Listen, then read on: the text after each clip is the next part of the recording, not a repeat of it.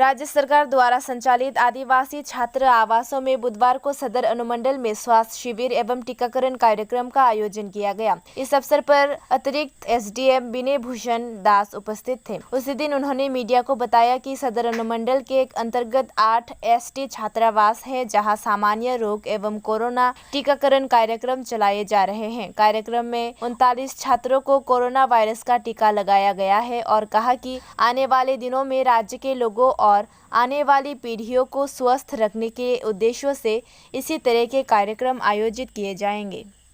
सदर सब डिविजনের মধ্যে টোটাল সরকারিভাবে যেগুলি ডাইরেক্টলি আমরা পরিচালনা করি সেটা হোস্টেল আছে 8টা, যেখানে জনজাতি অংশের ছেলে এবং মেয়েরা এখানে থেকে পড়াশোনা করেন বিভিন্ন স্কুলে, যেমন Tulsibati school, Bijoykumar school, Umanta school.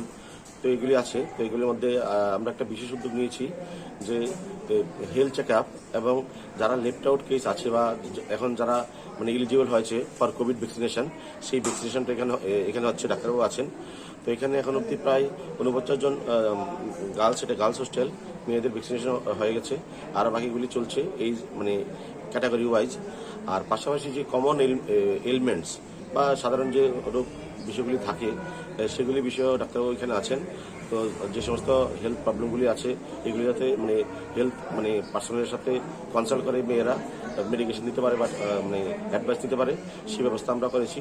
তো এখানে আমাদের টোটাল 17টা হোস্টেল আছে, এনজিও এবং মানে গভর্নমেন্ট রান, সবগুলিতেই আজকে এই প্রোগ্রামটা চলছে এবং এই উদ্যোগটা আমরা আগামী দিনেও জারি রাখবো।